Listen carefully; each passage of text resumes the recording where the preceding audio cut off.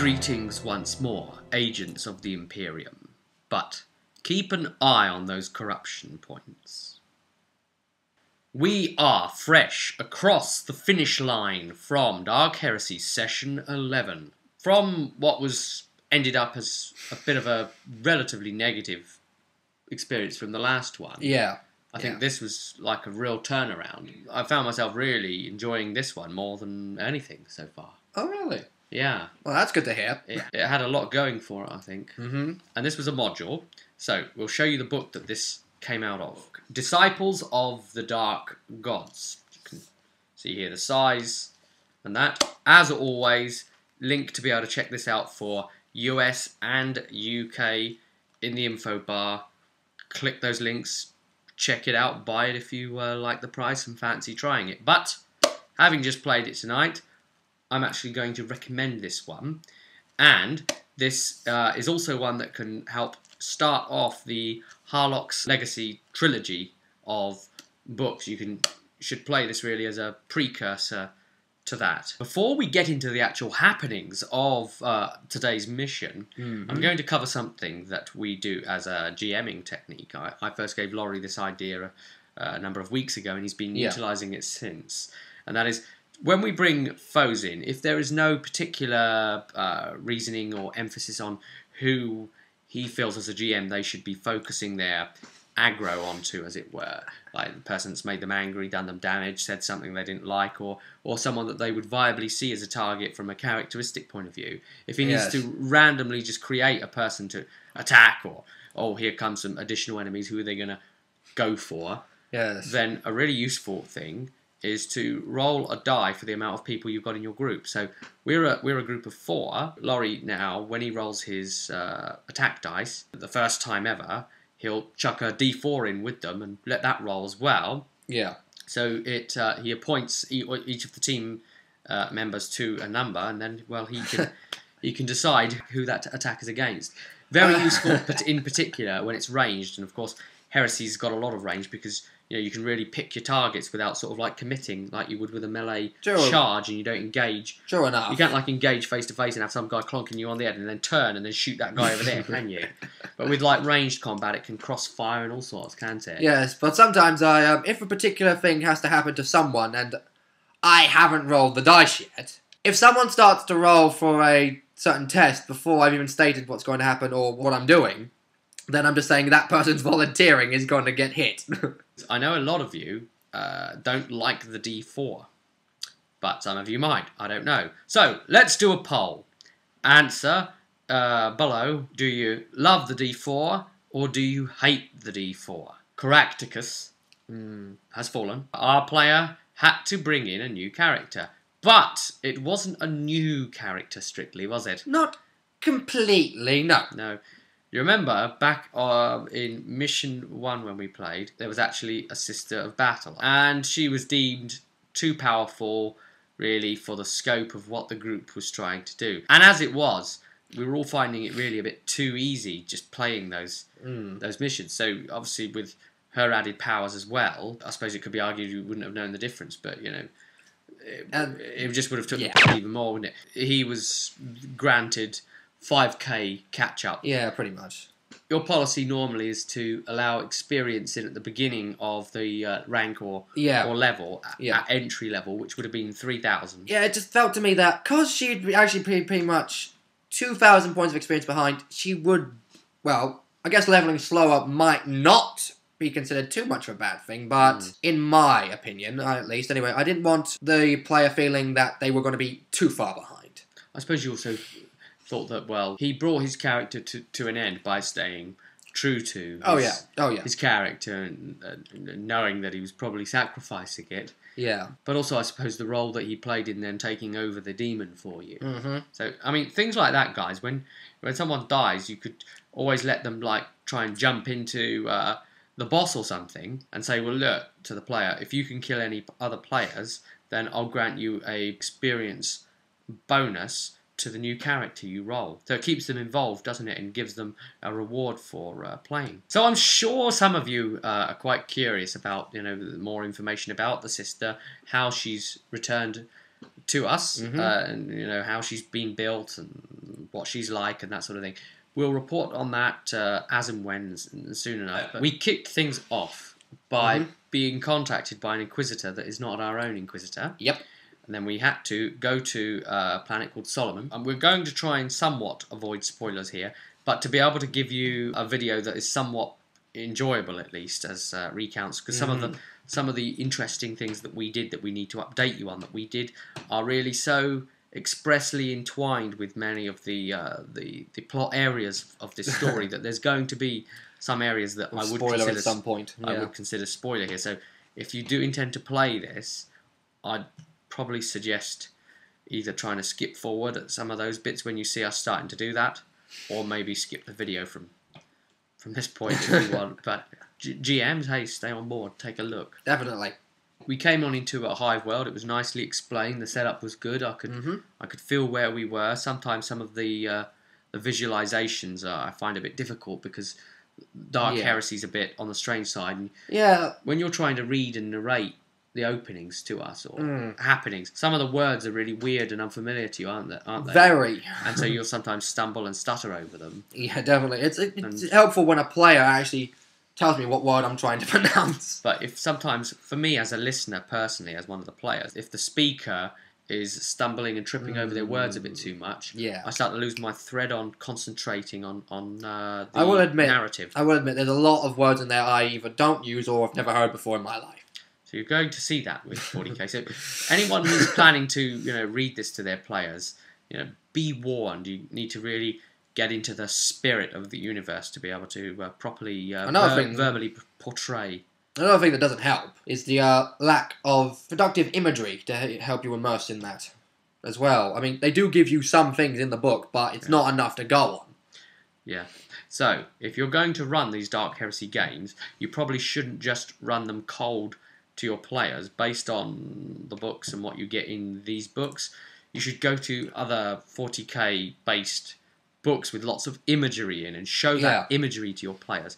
Like old copies of the 40k tabletop miniature rulebook and stuff like that. If you're a group of like 5 people anyway or whatever, one of you might well own it, and so you could just like show the other players, couldn't you? Just let them have access. I mean, Jez today, the guy playing the Scum, he had never actually even seen a picture of what the Corpse Emperor looks like. Nope. And that is really the absolute ultimate fundamental image that all people playing Dark Heresy should know. Got the feeling over this is grimdark. Yeah. This is techie. Not like fantasy at all. Yeah. You don't ever see anybody like in love and like couples and together, do you? How does anyone ever like have kids?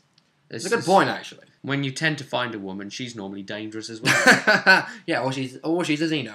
That we were here to root out possible heretics that were going to be at an auction bidding on a number of items. The items are from a rogue trader called Harlock. A rogue trader is essentially what? Like a smuggler. It goes about its own business, doesn't it? Pretty much. Whether or not they work for the Inquisition or anyone else is pretty much their own choice. One thing that strikes me about the 40k universe, considering how far-flung into the future it is, you would expect in a sci-fi setting to find a lot more higher degree of like technological communications.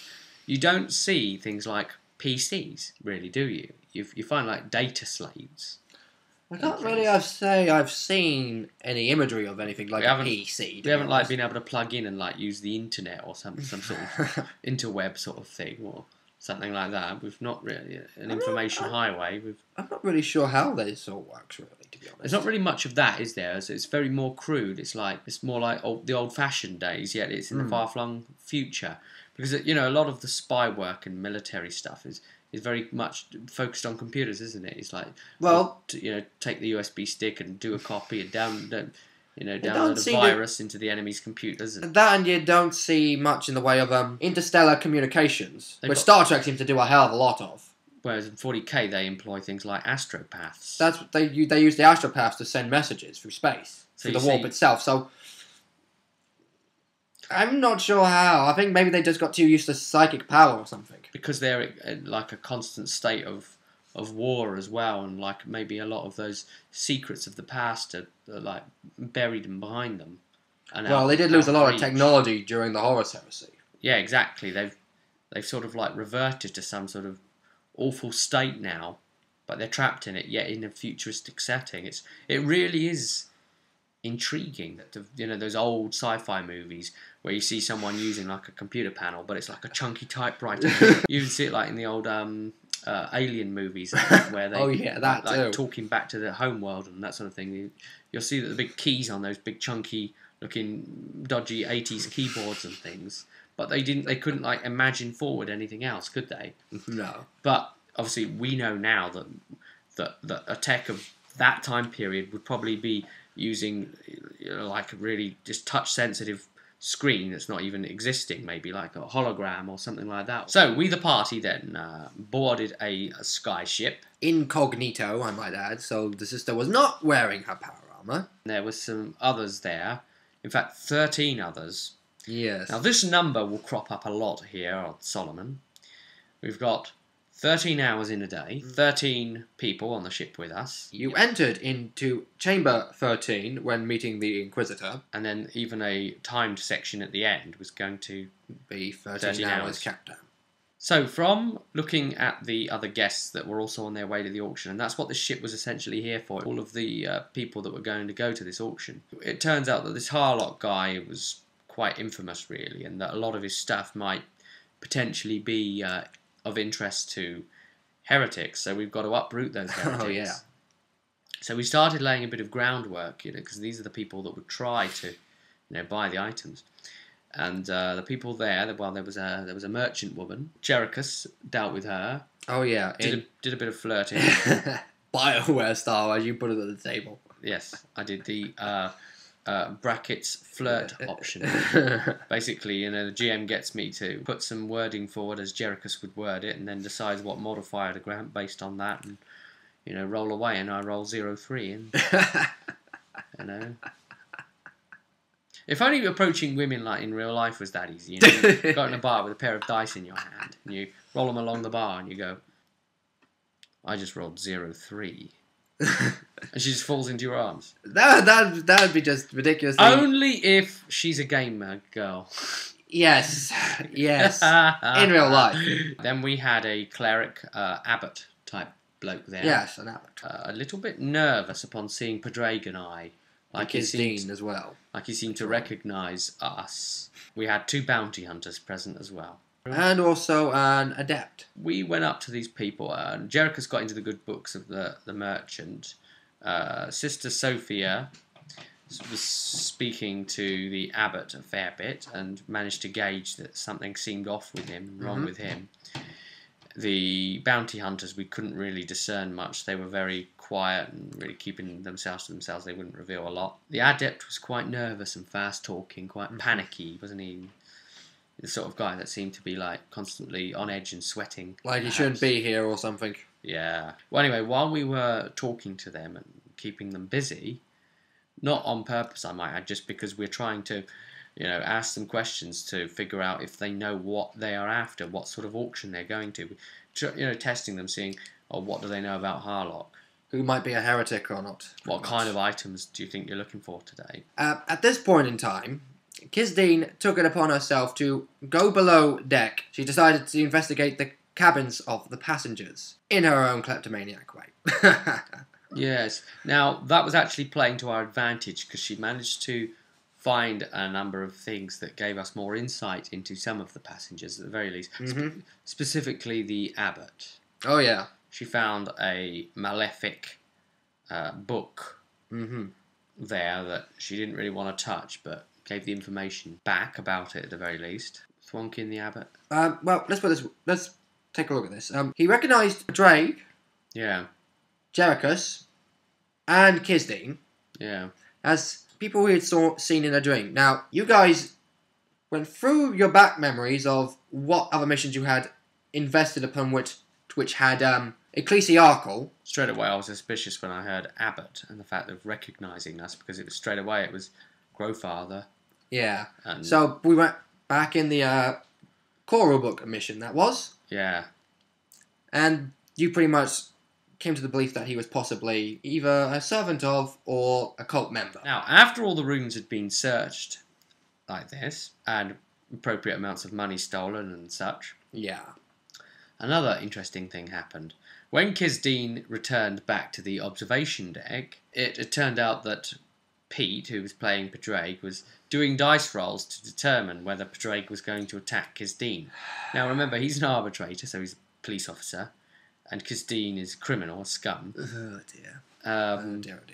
And for so long in the group, the two roles had really been contradicting each other. They've pretty much been at odds pretty much since day one. I don't know if it was the fact that he just rolled the right result or the wrong result in this case, but he decided, you know what, I've had enough of Kisdeen. And Kisdeen hadn't really done anything to, just specifically at that moment in time. To incur his wrath. No, but he just decided to attack her. He started shouting out loud, wait a minute, I recognise this bitch. She's a criminal from another planet I met her on. And started attacking her. His reason for all it, but afterwards, was that, well, he had decided that it was a good distraction for Sophia to continue talking to the abbot. They got into a bit of a scrap. And but they were each out dodging each other, weren't they? Pretty much. Did anyone even inflict any damage? Nope. So they just swung at each other and kept avoiding. Padraig, I swing my sword at her. I dodge the attack. I go to punch him in the face. I dodge the attack. And it went back and forth like that for a couple of minutes. Yeah. Although she did get to kick him in the balls, but it did 0 damage because of all of his armour. He pretty much just stood there and said, yeah, and what? Yeah. She could have come away with a broken leg. Or foot, at least. While all of this was happening and my assassin tried to disassociate himself as much as possible from those proceedings, he heard a strange sound coming in from the air. Cocked his head on one side. As he does. And as his head was cocked on one side, turned his head, still cocked on one side, towards the direction of the sound coming in. And it was another sky ship. It was taken over by a wrecker's crew. Pirates, if you will. Yeah.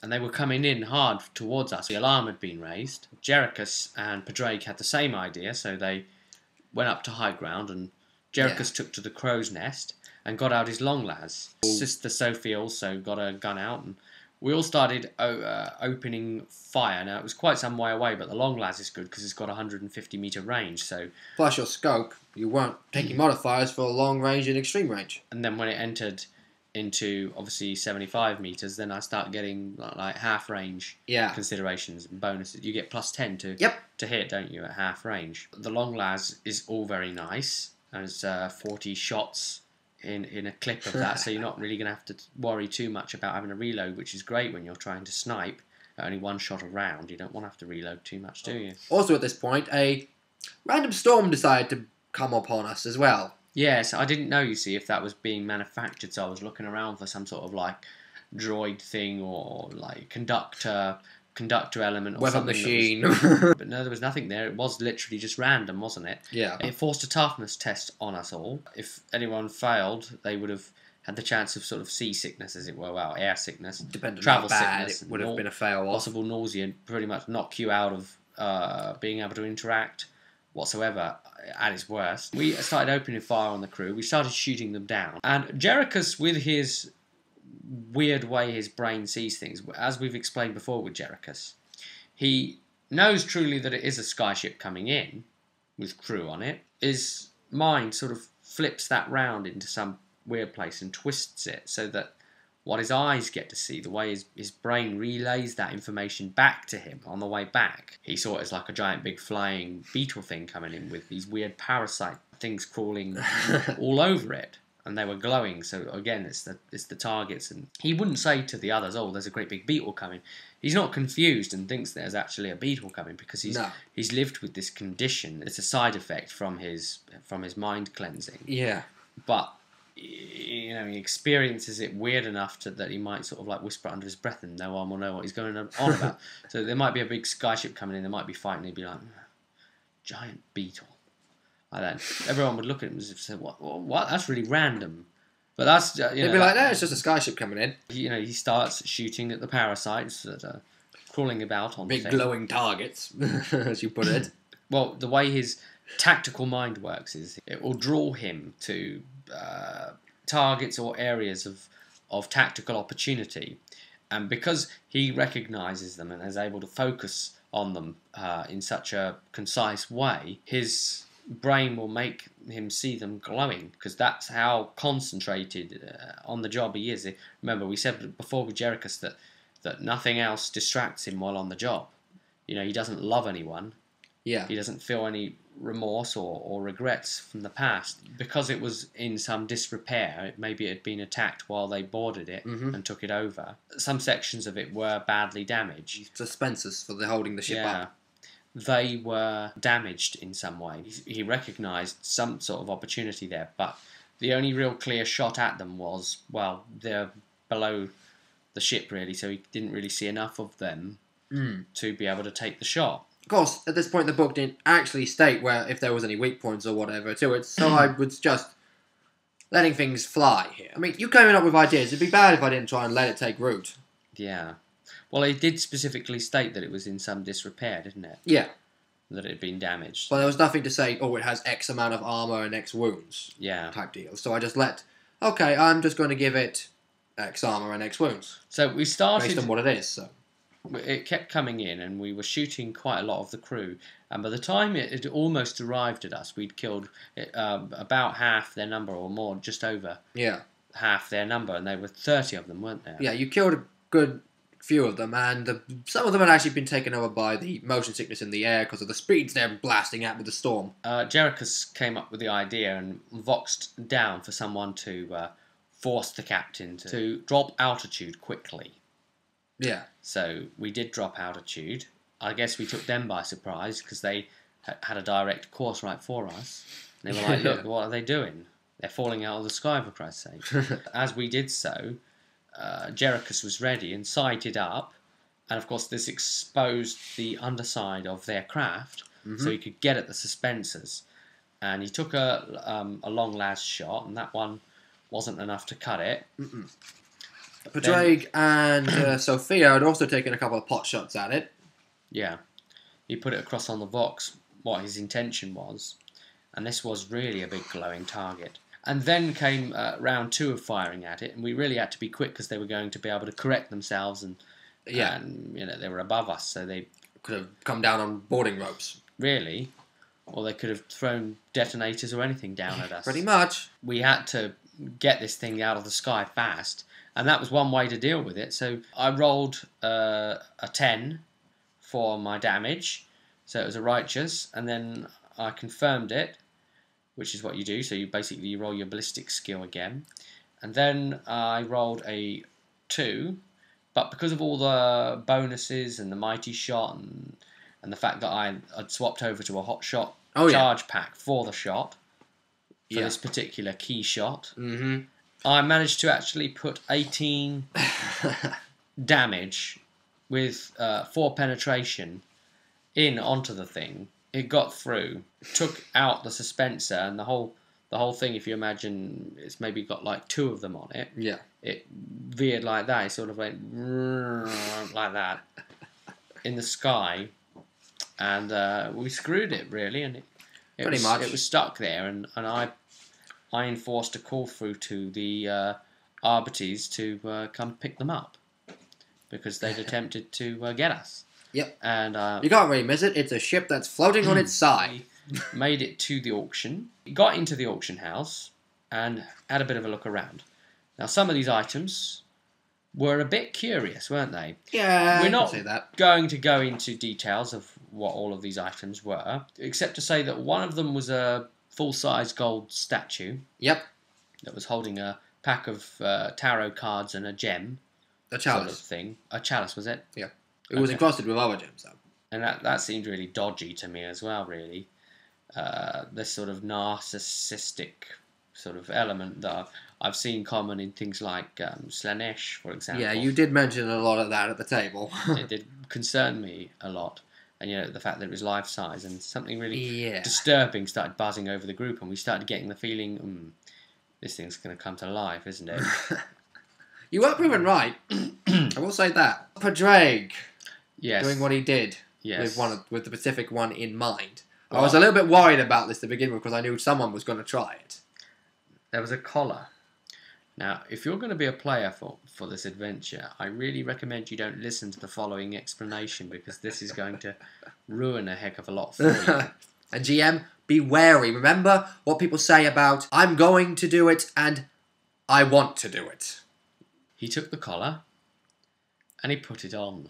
Yes. Now, this is an item that's supposed to be auctioned later that day. Yes. Now, he did very silly thing. He rolled against a random stat, as he put it, because when I asked him what stat he was rolling on, he said, any one, and he rolled 100. That's an instant fail, no matter what you've got, one would think, huh? I rolled a d6 after this, and I rolled a 6. So, he put the collar on. It is an item called a halo device. The halo device reverts a user back to their prime, making them not age. They increase their wounds by 10 points. Talents that make them have like heightened senses, every talent for heightened senses that is. Unnatural toughness and unnatural agility times 2. They gain 2d10 insanity points, and they remove any mutations or mental disorders that they have gained. So that means all that scarring over his face as a mutation disappeared. His skin returned to normal. Yeah, he wasn't happy about that part, but there is one other small thing. He now gains no fatigue and doesn't need to sleep. He takes the odd coma now and then, after a few days. We're talking about the player, not the character. Yeah, because basically the character got this. And do you remember how we were saying before that it's turning into him? This is what he does. So his character is turning into him. It really is. And he will gain vivid nightmares whilst he does sleep. And that was from a separate thing, that he can have vivid nightmares. So it's only when he's comatose and can't wake up that he's having waking nightmares. Well, the night terrors, which is normally what he would wake from, but so he'd be trapped in sleep. And it's actually permanently bonded to him as well. Yes, so he can't get it off his neck. So you can imagine, he's in the auction. They can't sell the bloody thing now, so they don't know that he's wearing it. So he's all like, it's kind of like a Mr. Bean moment. It's like, oh no, and I have to be at the auction now, and I'm wearing the damn thing, and it won't come off. It was really embarrassing, wasn't it? I was worried about someone wanting to put it on in the first place. Yeah. It's meant to take a minimum of a few hours to several days. Or weeks. But with all the dice rolls that happened, that messed it up so badly, I was like, I'm just going to have to make him have it permanent now from to begin with, after a few minutes. That, and I was trying to use it as a plot hook to say, oh, he's the one. Although you were suggesting, oh, does anyone want to put it on? You were dangling that out there. It is your fault a bit. It is partially. You say you were worried about someone putting it on. Well, I was originally worried of Christine saying, oh, I'm having that. But yeah, come on, GMs. If you dangle it there, you might sometimes put the thought into your someone did mention at the table, I think it was Kisney, said, go on, put it on, to the sister. The sister asked me, would it fit me? I'm like, no, it wouldn't fit you. Would it fit policemen? I was like, possibly. Yes. So it won't fit women or wiry assassins, but it will fit Padre. What's the idea? I was trying to use it as a plot hook. I wasn't trying to make him put it on purpose. Some of the players at the table were like, put it on. Like that's. And I actually even said, put it on myself. I was caught up in the moment. And they were like, look, I should have let it really happen, but I did. The GM's just told you to put it on. Now you're going to have to go on, do it. Someone said. But he went and rolled. I wasn't going to make anything happen if he hadn't have rolled. He does this, doesn't he? He rolls. So he kind of fucked himself in the long run. As soon as he rolls those dice, you see. And it was a 0. He rolled 100. Jesus Christ. Oh, and the silliness didn't end there, did it? Oh, no. Because then the players started mingling around the room and starting to interact with the people ready for the auction to happen. Mm-hmm. And Christine started picking pockets. Just trying to She rolled so very well, and I rolled so very bad for the perception rolls opposing her. Yeah. She was literally able to, Skyrim style, steal the clothes off your back. Of some of the items we found there, they were nicking the credit blocks. So it's essentially a credit card, isn't it? Yes, it is. With a spendable amount on it. Yeah. Now, they were locked with a password in. Passcodes But and so forth, yeah. the players managed to... find a way to bypass the other that. three, not Jerichus, because he's not very clever at things like that. Or too caring about it, either. No. It's not in his parameters to do it. No. The other three, they worked together to... Which kind of surprised me that the sister would even do that. To hack the cards there to get the money out, and you as GM, by whatever call as you saw it. There was a bunch of rolls against security and tech use, which had modifiers to them due to the fact they were helping each other. So you saw them be able to like hack it and be able to access the funds inside. Yeah. And so this worked out between the group as It's quite a lot of money. 775,000 thrones each. Yes, but the fact is, what I can do to counter that, being such a obscene amount, is that I can say, the Inquisition have found some strange transactions in your bank accounts, and we are now going to be removing X amount of money. One of the things that came to light was a ring that the merchant lady was wearing. It was decided by Jerichus, who quickly gave Kistine the sign of stop, what are you doing, stop right now. If you don't, there's going to be trouble. She was wearing a ring, recognised had a secret compartment in it, and Jerichus was able to discern that it should contain poison. Now, Jerichus is one type of assassin. He's the type that goes in and shoots you dead. Go in quiet, go out loud. And if you can't go in quiet, go in as fast as you can. But she's more of the subtle type. And so, poison inside the ring. Get close to the target you need and into the drink. And pretty much, off I'll go in and they won't even know I was there. So, it turns out she's actually an assassin. So, but, he kept that to himself. And, spoke to her a bit at the auction. And now, she was an NPC that was, registered in the book. Yep. But you took her and went with her a bit, didn't you? Yeah, I decided, as a GM, of course, that I'm not going to follow this completely by the book. I'm going to change it up a little. We've said before that Jerichus is part of the Solar Nova project. Well, we had a surprise at the end coming up, but we won't reveal that just yet. The auction then began. Now, the idea was that on our way into the building, they had searched us for weapons and stuff, and we knew that they were going to do this. So the only things we could really effectively get in were going to be, concealed weapons. Yep. What the game was really intending for us to do was to buy some of the weaponry and armour from the lesser auction that was taking place, and then be able to use that if action started, because we've bought guns, so we've got hold of guns in there now, so it's all good. Because this was a road trader, I decided that these things would probably be top-end scale, good or best craftsmanship quality art stuff. And because we were using the Inquisition's money for these purchases, we don't get to actually keep the items. Some of the unless group we did them out of our own pocket. Yeah, some of the group did decide on that. Yes, Padraig in particular got himself a nice, really normal sword, but it had a upgrade from the Inquisitor's handbook, a Leif blade attachment. It's an advanced version of a mono, usually found on Forge Worlds. And a Power Fist. A Power Fist, and he got himself some power armor too. Because that was his own money, wasn't it? Mm-hmm. And then came the Greater Auction. Mm-hmm. So all of these weird, mysterious items started popping up, and the group tactically bid against the other auction bidders. Yeah. And because of all the pickpocketing that had happened of the credit blocks, we'd taken away the ability of some of those guys to be able to actually bid on the auction. Yep. And of course, when the auction for the collar came up, that was kind of embarrassing, and it wasn't there. because Padraig then had to hold his Mr. Bean style again. sort of like that. Another factor, that one item they couldn't sell on top of that was this blurred portrait that was there. And Padraig had looked into it, and what should happen?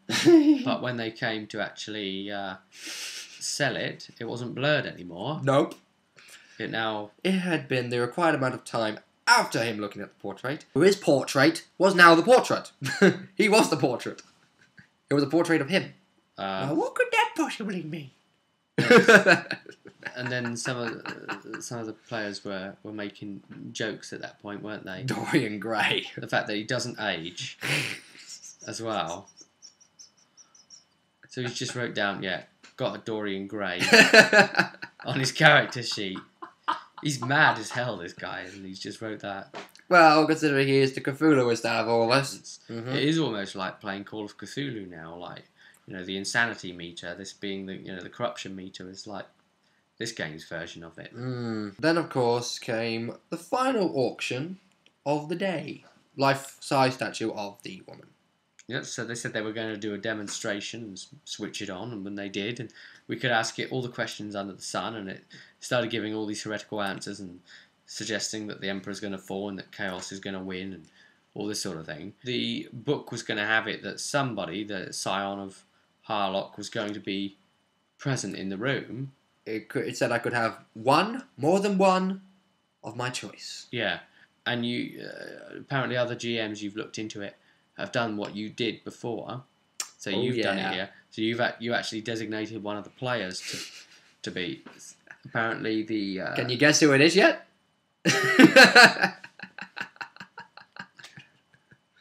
All right. How many of you guessed correctly that it was Padraig? He really is. I couldn't help it. Really is. I basically made the Artez family an offshoot of the Harlock family. Oh dear, Padraig, you are so screwed. I thought to myself, there's going to be a combat encounter. I best get ready and all that. But we were all expecting it, but no. No, it put a demand on us and said, no. In fact, you know what? You're going to have 13 hours before the volcano you're on explodes and kills you all. Yep. Erupts. So, only way you're going to avert that disaster is by spilling the blood of the scion into this chalice and filling it. There would have been a bit of a combat, but that would have been more of we're escaping, so we're going to hit you if you get too close to us while we're trying to escape. So we can either spill the scion's blood or try and find some other way out of it. Pete decides, do you know what, I'm just going to end this, screw this. I'm going to bleed myself. I mean, I was suggesting all these helpful things. I said, look, if we are going to try and use your blood, why don't we try some sort of transfusion thing? We could set something up. We could rig something. Come on, you must have some. We might be able to do something. But he didn't want to know. He didn't want to know. No. If someone had done a Medicare test, that would have been enough. But no. But instead, what does he do? He takes a great big knife thing, takes it to his face. That is now healed, I might add, of all of the mutation. He's now got a good face again. He just wants the messed up face back so he can intimidate better again. Yeah. Takes it, cuts his own head open. Cuts his own head open and bleeds from the head into the damn chalice. Now, the idea of this encounter is supposed to be that, if you try and not let the scion's blood be taken, that the other people will be like, oh God, we're all going to die. No, we're gonna take the blood, and they'll be actively trying to search the person out. And if you'd made any allies, they may have sided with you and tried to aid you in finding a way out. He wanted to end things right there and then, and he really is screw that. Didn't even give me a chance to have the NPC melees that were kind of happening at this point in time. It's the way he I was like, okay, now how should I counter this to try and make him not do it again? It's the way he was even talking. The way he was talking was, give me that knife so I can cut my face. I'm going to cut my damn face open. Like that. It was crazy. I was pretty much like, how should I counter this horrendous of his own abuse of the system? I was like, yeah, that's it. I'll make him have 5d10 worth of corruption points. It's pushed him to like 50-something.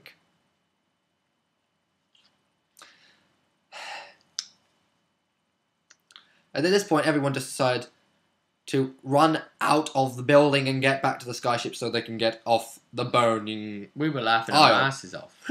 Because he's appeased this thing, and then it's all the metal stuff peels away and reveals the light being underneath. And then that dissipates. And we all got a fate point. Only because Pete decided to spill his own blood. Really? Yes. That's what the fate point was for? Oh, yeah. Wow. We ended up with a good degree of experience at the end of this. Yep. And we now have enough, once we spend it, to take us into rank 6. Yep, because of the fact of what Pete did and the fact of what he unleashed, I was like, that's possibly going to have some major warp issues happening there. So I ended up rolling 4d10 for everyone to see how many corruption points they got from being in the presence of it. Was that your doing? Or... That was my doing. Like I said at the table, I'm going to be a right bastard here and do this. But... So, Padraig, what was his end count? He ended corruption? up like over 70 points. Which means he had to test for a second mutation, and he gained it. Toxic blood. And Kizdeen got the same thing. Yeah. Battle Sister negated it by spending a fate point. Because she had pure faith, or unshakable faith, or whatever, which one it does. Spend a fate point to negate insanity and corruption from any test. I can honestly see Pete here doing this, like, drink my blood. He's at like 75 or something, if I remember rightly. But what really threw me off was when I rolled the dice for Jerichus. I rolled 4 ones. So he only 4 ones. How is that even possible? He gained 4 corruption points. Yeah. That is like the luckiest roll for you ever. It took him from 22 to 26. He only needed another 4 points on top of that, and he's gonna be on his first test. So we got out of there, Yay. but we were left with one final happening on the ship between Jerichus and the merchant come assassin. Mm-hmm. It turns out that she's actually from Project Luna. Mm-hmm. And she said she'd actually... Well, Jerichus approached her and said, look, don't worry, I'm not going to get involved, but who's your target? And he'd figured her out, and she was impressed that he'd figured her out, but she said, look, I'm actually here to observe you. And explained, look, the Luna Project are interested in you, but, you know, you've made yourself a friend here as well. You know, if you ever need me, you can call on me with, you know, this number and whatever. You know how to whistle, don't you? It's a possible future plot opening type hook. Mm-hmm.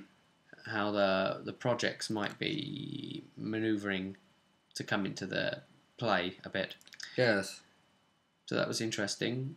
The other interesting thing I think we should probably just cover, Pete mentioned to me that he heard Jez, who plays Kizdeen, Mm-hmm.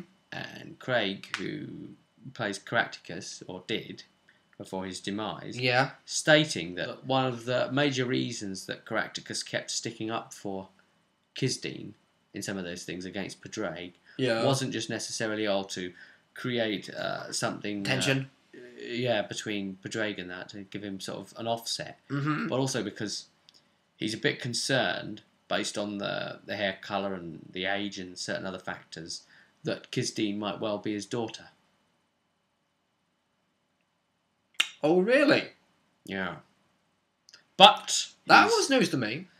But he's now possessed. And dead. Dead first, then possessed. So, just one there to leave you thinking about, guys. If you're playing Dark Heresy, enjoy it. You probably end up corrupt as hell. You probably end up turning to chaos or be dead long before that. But hey, if you get enough corruption, you can bring them over into Black Crusade.